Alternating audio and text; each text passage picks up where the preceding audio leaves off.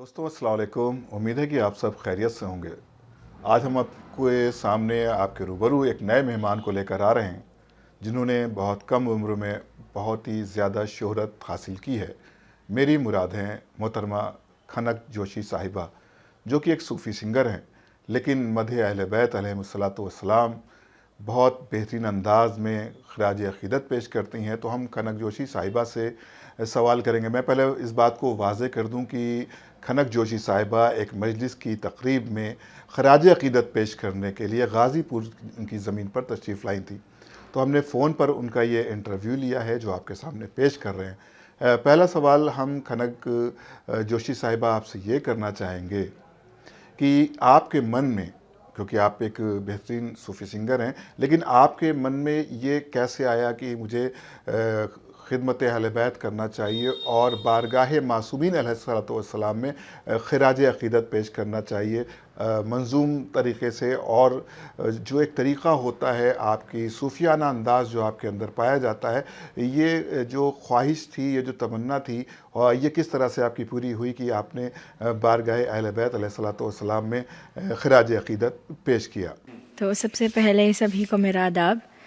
और जैसे कि आपने पूछा कि अहले बैत में मुझे कैसे दिलचस्पी हुई, मैंने कैसे जाना, तो सबसे पहला परफॉर्मेंस मेरा जो बेंगलोर में हुआ था, हुसैन डे, तब मैंने उनके बारे में पढ़ा, उनके बारे में जाना, उनकी जो हिस्ट्री थी, जो उन्होंने पीस के लिए काम किया और जो दीन उन्होंने पूरी दुनिया को दिखाया है, उन सब के बारे में जानने के बाद ही मुझे लगा कि मुझे इसमें थोड़ा और पढ़ना चाहिए। फिर कंटिन्यूसली 2 साल मैंने हुसैन डे में परफॉर्म किया और अब गाज़ीपुर आई हूँ मजलिस में परफॉर्म करने के लिए।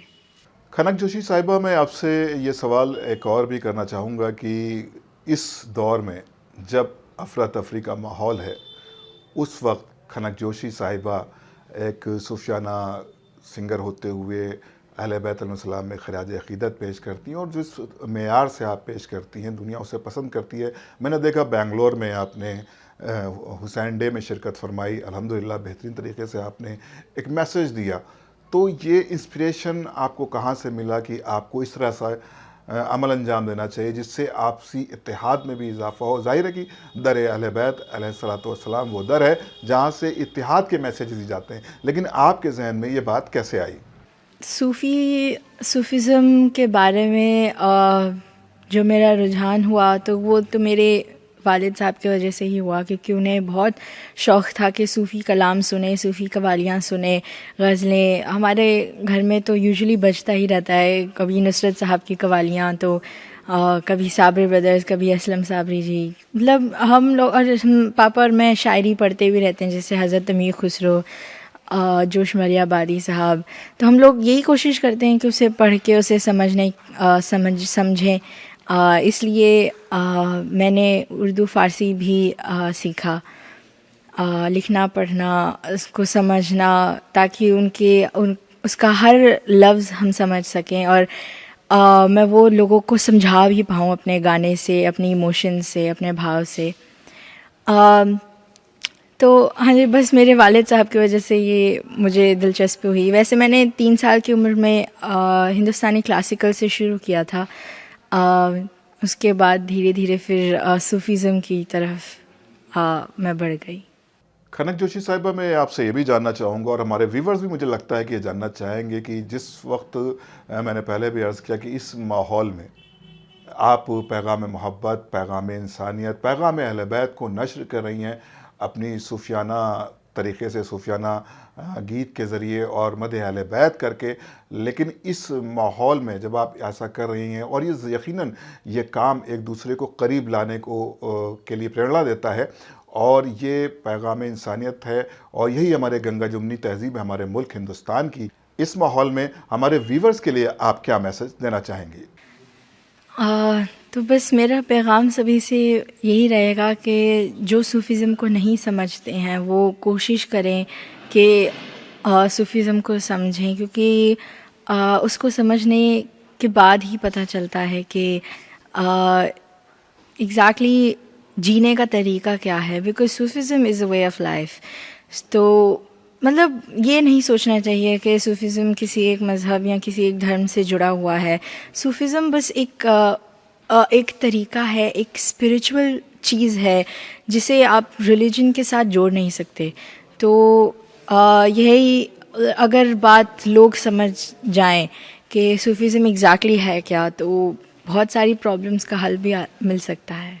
खनक जोशी साहिबा, बेहतरीन मैसेजेस आपने, बेहतरीन पैगाम आपने ग्राफ एजेंसी के हवाले से मोमिनीन के दरमियान, व्यूवर्स के दरमियान पेश किए।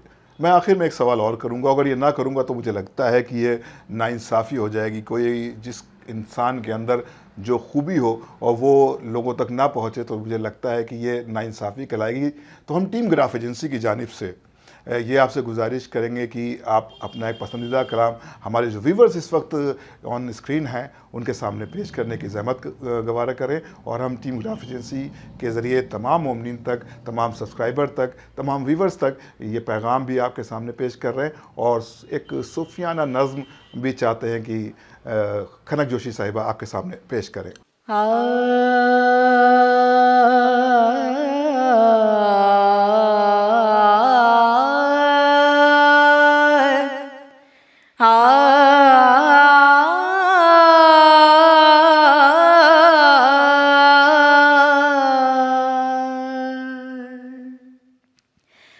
मा पद रे प मा प ग म रे ने स रे द ने सा।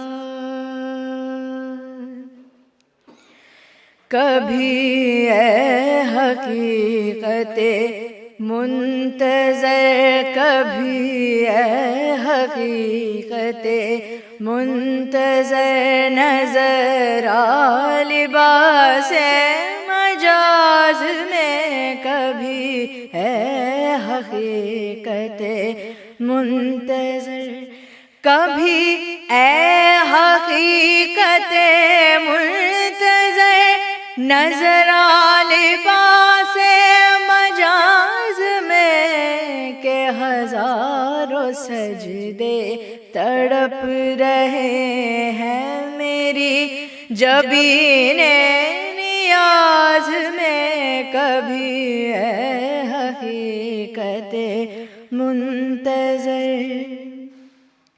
जो मैं सरबा सजदा हुआ कभी, तो ज़मीं से आने लगी सदा,